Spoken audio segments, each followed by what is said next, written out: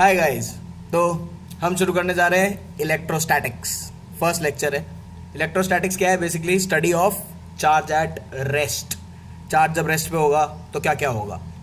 दो टाइप के चार्जेस होते हैं, हम सब जानते हैं, पॉजिटिव और नेगेटिव।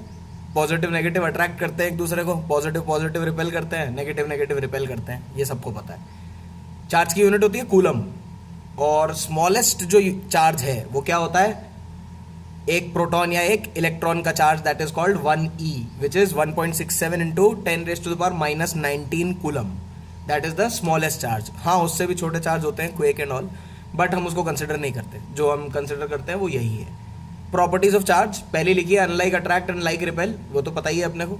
दूसरी, charge is transferable, charge transfer हो सकता है एक जगह से, एक ऑब्जेक्ट से दूसरे ऑब्जेक्ट पे। तीसरा, charge is conserved in an isolated system.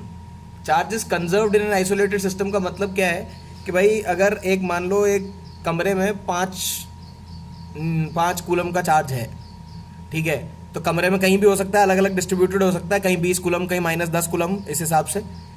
तो कभी भी तुम देखोगे तो उस कमरे में टोटल चार्ज हमेशा उतना ही होगा, 5 कूलम का, भले ही वो अलग अलग जगह पर डिस्ट्रीब्यूशन चेंज हो जाए। That is charge conservation. Charge is always present with mass. बिना मास के चार्ज नहीं हो सकता, मास होना पड़ेगा चार्ज होने के लिए। And charge is quantized. Quantized का मतलब क्या है कि जब स्मॉलेस्ट बोला चार्ज कितना हो सकता है, ई, तो चार्ज या तो एक इलेक्ट्रॉन या एक प्रोटॉन, वही चार्ज हो सकता है। तो अगर वही चार्ज हो सकता है तो चार्ज जो होगा वो उनके मल्टीपल्स में ही होगा। मतलब कोई 1.5 इलेक्ट्रॉन नहीं निकाल सकता। 1 इलेक्ट्रॉन का चार्ज हो सकता है या 2 इलेक्ट्रॉन का चार्ज हो सकता है, 2.5 इलेक्ट्रॉन या 1.5 इलेक्ट्रॉन का चार्ज नहीं हो सकता। That is called quantization of charge. And इसके अलावा वो ठीक है, इतनी प्रॉपर्टीज हो गई। और कुछ आएगा याद तो डेफिनेटली बताएंगे बीच में। बाकी ways of producing charge is friction. अगर फ्रिक्शन लें, हम बचपन से खेलते आ रहे हैं, कोम को घिसो बालों पे और उसके बाद पेपर के आसपास लेके आओ, पेपर हिलने लगता है, चार्ज की वजह से होता है। फ्रिक्शन की वजह से आ सकता है कंडक्शन। एक चार्ज बॉडी को दूसरी चार्ज बॉडी को टच कर दो, चार्ज उधर से उधर ट्रांसफर हो जाएगा, दैट इज कंडक्शन।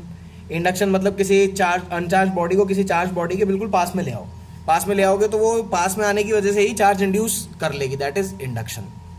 तो अब चार्जेस के बारे में जो सबसे इंपॉर्टेंट चीज़ है, वो इंपॉर्टेंट चीज़ क्या है कि भाई कूलम्स लॉ। चार्जेस एक दूसरे पे फोर्स लगाते हैं, ये हम लोग जानते हैं।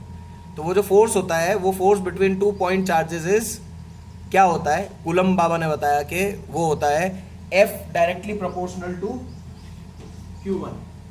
तो जितना चार्ज होगा उससे डायरेक्टली प्रोपोर्शनल होगा फोर्स, जितना Q2 चार्ज होगा उससे भी डायरेक्टली प्रोपोर्शनल होगा फोर्स, और डायरेक्टली प्रोपोर्शनल होगा 1/r²। r क्या है? Distance between the two charges. तो अगर उस हिसाब से देखें तो ये डायरेक्टली प्रोपोर्शनल है। कांस्टेंट ऑफ प्रोपोर्शनलिटी लगाया हमने K, Q1 Q2/r², K is Coulomb's constant.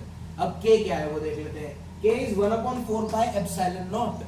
ये 1/4πε0। ε0 क्या है? Permittivity of free space. Permittivity of free space. तो ये परमिटिविटी ऑफ फ्री स्पेस होती है 8.85 इंटू 10⁻⁻12 कूलम स्क्वायर पर न्यूटन मीटर स्क्वायर। ये परमिटिविटी ऑफ फ्री स्पेस जब इसमें आप यहाँ रखोगे तो K की वैल्यू आ जाएगी 9 इंटू 10⁻9 न्यूटन मीटर स्क्वायर पर coulomb square. That is the value of K। And आपका जो फोर्स है वो लिखा जा सकता है 1/4πε0 Q1 Q2 by r vector का मॉड का क्यूब ऊपर इंटू r वेक्टर।